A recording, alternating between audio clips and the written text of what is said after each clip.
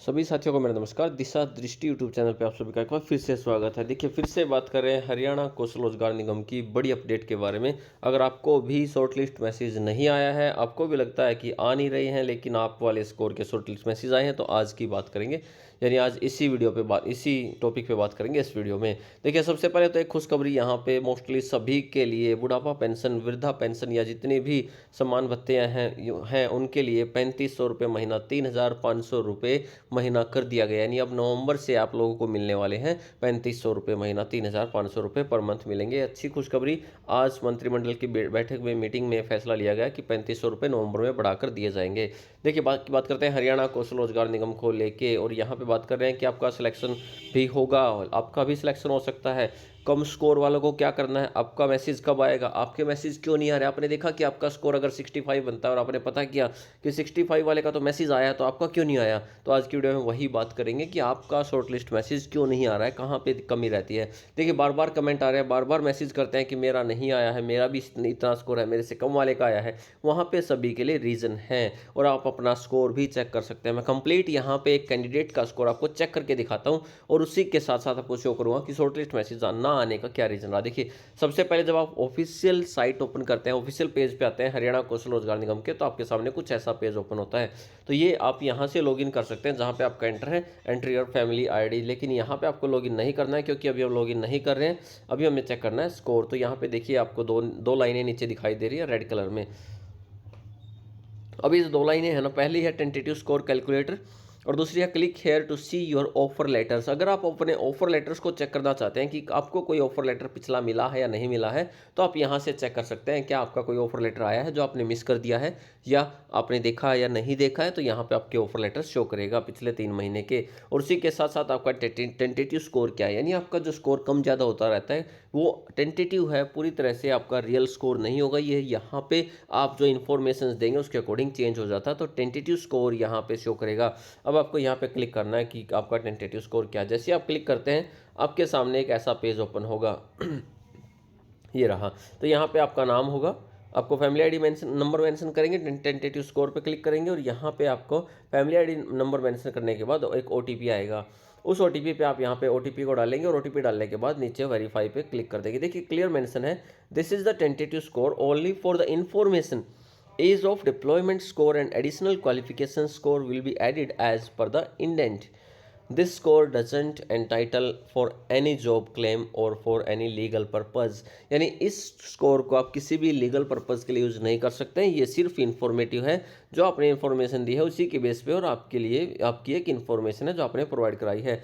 यहाँ पे आप मेंबर का नाम सेलेक्ट करेंगे कि उस मेंबर का नाम क्या है जिसका स्कोर आपको चेक करना है। जब आप फैमिली आईडी नंबर मेंशन करेंगे ना, तो यहाँ पे सारे मेंबर्स को शो करेगा, ये फैमिली मेंबर्स हैं, इनमें से आपको स्कोर किसका चेक करना है। वहाँ पे आप ऊपर फैमिली आईडी नंबर था जो कि मैंने हाइड कर रखा है, और यहाँ पे आप उनका स्कोर चेक करेंगे, यानी सेलेक्ट मेंबर चेक करेंगे। आपको किस मेंबर का स्कोर चेक करना है, आप जो रजिस्टर्ड मेंबर हैं उनका सभी का चेक कर सकते हैं फैमिली आईडी में। देखिए, तो इसके बाद जब आप यहाँ पे नेक्स्ट स्टेप पे आते हैं, तो यहाँ पे आपका फैमिली आईडी नंबर आपने मेंशन किया, मेंबर को सिलेक्ट किया, और मेंबर को सिलेक्ट करने के बाद आपके सामने ऑफिशियली पेज पे कुछ ऐसी इन्फॉर्मेशन आएंगी जिसको आप चेंज नहीं कर सकते हैं। एज पर द पीपीपी आपकी फैमिली आईडी में इनकम कितनी है वो शो करेगा। उसी के बाद आपकी एंटर एज, आपकी एज कितनी है वो शो करेगा। जिस कैंडिडेट का मैंने लिया है उसकी एज यहाँ पे 35 है। अब इसके साथ शो करेगा, do you have any relevant skill certificates, क्या आपके पास कोई स्किल सर्टिफिकेट है। इसके लिए आपको ऑप्शंस भी दिखाई देंगे। अगर आपके पास एनसीवीटी है, एससीवीटी है, SVSU है, इनकी फुल फॉर्म आप चेक कर सकते हैं, और उसी के अकॉर्डिंग अगर आपके पास इनमें से कोई भी सर्टिफिकेट है तो आप यहाँ पे मेंशन कर सकते हैं कि मेरे पास, उस पर आप टिक कर देंगे, और टिक करने के बाद आप यहाँ पे सबमिट कर देंगे। उसी के साथ अगर आपके पास कोई भी सर्टिफिकेट नहीं है तो आपको लास्ट वाला ऑप्शन लेना है, नो सर्टिफिकेट। तो यहाँ पे आपके पास कोई भी सर्टिफिकेट नहीं है, और आपको पता है सर्टिफिकेट्स के यहाँ पे मार्क्स मिलते हैं। अगर आपके पास है तो आपको यस करना है, हाँ गलत इन्फॉर्मेशन फिल नहीं करनी है। अगर आपके पास नहीं है तो नो करके, नो सर्टिफिकेट करके यहाँ पे आगे बढ़ेंगे। अब बात करें तो जब आप यहाँ पे शो करेंगे तो नेक्स्ट ऑप्शन आपके सामने आएगा सोशियो इकोनॉमिक क्राइटेरिया के लिए। वहाँ पे आपको येस और नो क्लिक करना है। तो यहाँ पे आप येस और नो को सिलेक्ट करके फिर से आगे बढ़ते हैं। अब आपके पास आता है क्या आपके पास कोई एक्सपीरियंस है। अगर एक्सपीरियंस है तो अलग अलग 3 ऑप्शंस आएंगे, गवर्नमेंट वेरीफाइड एक्सपीरियंस है, या फिर प्राइवेट एक्सपीरियंस है, या फिर नो एक्सपीरियंस है। जैसे कुछ कैंडिडेट ऐसे हैं जो कि डीईओ डाटा एंट्री ऑपरेटर में 2 महीने 3 महीने 1 महीना अनाज मंडी में जॉब करके आए हैं, डाटा एंट्री का काम करके आए हैं, तो उनके पास यहाँ पे एक्सपीरियंस होता है। तो अपने एक्सपीरियंस के अकॉर्डिंग आपका एक्सपीरियंस प्राइवेट सेक्टर का है, आपका एक्सपीरियंस गवर्नमेंट वेरीफाइड एक्सपीरियंस है, या फिर आपका कोई एक्सपीरियंस नहीं है, जो भी आपका बनता है उसके अकॉर्डिंग आप यहाँ पे वो चीज़ मेंशन कर देंगे। तो ये सारी डिटेल्स आपको अपने बेस पे और जो आपकी रियल है वही फिल करनी है, तभी आपका टेंटेटिव स्कोर रियल निकल के आएगा। अब ये डिटेल्स फिल करने के बाद आप आएंगे नेक्स्ट पेज पे। अब आपने यहाँ पे देखिए आप, और जब आप सीट, एक ऑप्शन और आता है आपके पास सीईटी से लेके, सीईटी से रिलेटेड जो हम यहाँ पे जो 80 लिखा हुआ है इसमें सीईटी का स्कोर यहाँ पे पूछता है। तो आपसे पूछेगा आपका सीईटी का स्कोर कितना है। जो इस कैंडिडेट का मैं यहाँ पे चेक कर रहा हूँ, तो आप यहाँ पे अपना स्कोर मेंशन, अगर यस करते हैं तो आपको स्कोर भी मेंशन करना है, यस क्वालिफाइड है तो यहाँ पे आपको स्कोर मेंशन करना है। लेकिन अगर आप नो कर देते हैं तो फिर आपको वहाँ पे स्कोर मेंशन नहीं करना है। Do you possess higher qualification then the applied post, जो अप्लाइड पोस्ट है जिसके लिए आपने अप्लाई किया है, क्या आपके पास उससे ज़्यादा हाई क्वालिफिकेशन है। अगर यस है तो आप मान लो आपकी पोस्ट है 10th बेस और आपने अप्लाई किया है 12th, आपने आपकी पोस्ट है 10th बेस के लिए और यहाँ पे आपकी क्वालिफिकेशन है 12th, तो उसके लिए आप एलिजिबल बनते हैं। तो यहाँ पे आप यस कर सकते हैं, क्योंकि आपके पास जो क्वालिफिकेशन मांगी गई थी उससे ऊपर की क्वालिफिकेशन आपके पास, आप यहाँ पे यस और नो कर देंगे। और जैसे ही आप क्लिक करेंगे तो आपके पास फिर आएगा नेक्स्ट। देखिए सबसे पहले तो यहाँ पे नीचे कैलकुलेट स्कोर है, और जब आप स्कोर को कैलकुलेट कर देंगे, सारी डिटेल्स फिल करने के बाद ध्यान से फिल करनी है, रियल फिल करनी है। और देखिए यहाँ पे मेंशन किया गया है कि your tentative score for the same block job is 75। जिस मेंबर का, जिस कैंडिडेट का मैं यहाँ पे चेक कर रहा हूँ, उसका टेंटेटिव स्कोर यहाँ पे सेम ब्लॉक में अगर उसकी जॉब लगती है वहाँ पे आती है तो उसका टेंटेटिव स्कोर बनता है 75। लेकिन your tentative score for adjacent block job is 70, यानी जो 5 नंबर आपके ब्लॉक के मिलते हैं उसको हटा के आपका 70 बनता है, अदरवाइज 75 बनता है। तो ये स्कोर आपको यहाँ पे शो किया गया है। अब बात करते हैं स्कोर, तो आपने चेक कर लिया स्कोर आपका 70, 65, 60, और ऐसे बहुत सारे कैंडिडेट हैं कि वो कह रहे हैं कि हमारा इतने पे आ गया और दूसरे कह रहे हैं हमारे पे इतने पे नहीं आया है। तो उसकी अगर बात करें, देखिए स्कोर की हम बात करते हैं, किसी भी चीज़ की आप बात कर लें, यहाँ पे हम बात करें टेंटेटिव स्कोर को लेके हरियाणा कौशल रोजगार निगम में मैसेज क्यों नहीं आ रहे हैं। तो देखिए अगर आपकी पोस्ट है 10th बेस आपकी पोस्ट है, लेकिन अब आपकी क्वालिफिकेशन है यहाँ पे 12th, और आपने यहाँ पे हायर क्वालिफिकेशन के लिए 5 मार्क्स यहाँ पे अपने लिए हैं और आपने इसके लिए अप्लाई किया है। तो यहाँ पे आप कह सकते हैं आपको शॉर्ट लिस्ट मैसेज मिल सकते हैं 10th वाला 12th वाला, यानी हायर क्वालिफिकेशन में बनता है।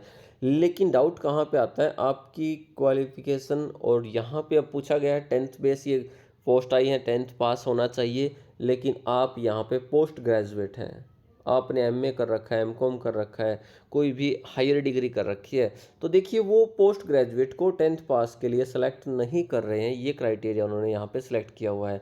आपका स्कोर, मान लिया स्कोर 60 वाला यहाँ पे क्वालिफाई करता है और आपका 65, आपका 70 बनता है, लेकिन अगर आप 10th पास पोस्ट के लिए आप पोस्ट ग्रेजुएट हैं तो वहाँ पे आपको यहाँ पे आपको क्राइटेरिया के अकॉर्डिंग सेलेक्ट नहीं किया जाएगा। यानी आपकी क्वालिफिकेशन उसी के आसपास होनी चाहिए। वो ये नहीं कर रहे हैं कि 8th पास के लिए किसी पीएचडी होल्डर को लगा के रख दें, क्योंकि उनको पता है ये जॉब टेम्परेरी है, हरियाणा कौशल रोजगार की जो जॉब है ये परमानेंट जॉब नहीं है। तो इसके लिए वो यहाँ पे कुछ ऐसा क्राइटेरिया लेके चल रहे हैं। तो आपको यहाँ पे ध्यान रखना है आपने किस किस पोस्ट के लिए अप्लाई किया है, कितनी पोस्ट के लिए आपने अप्लाई किया, वो सारी बातें आपको ध्यान रखनी है, अदरवाइज आपका अभी शॉर्ट लिस्ट मैसेज नहीं आएगा। कुछ कैंडिडेट ने तो जितनी पोस्ट आई सभी पे अप्लाई कर दिया, तो ऐसा भी नहीं करना है। कुछ स्पेसिफिक पोस्ट के लिए अप्लाई करो, उसी पे फोकस रखो और उसी में आपका सिलेक्शन जरूर होगा, अदरवाइज आप उलझ के रह जाएंगे, कहीं भी आपका सिलेक्शन होने वाला नहीं है। अभी भी कोई डाउट रहता है तो आप कमेंट करके बता सकते हैं। मोस्टली ट्राई करते हैं कि कमेंट का रिप्लाई दिया जाए।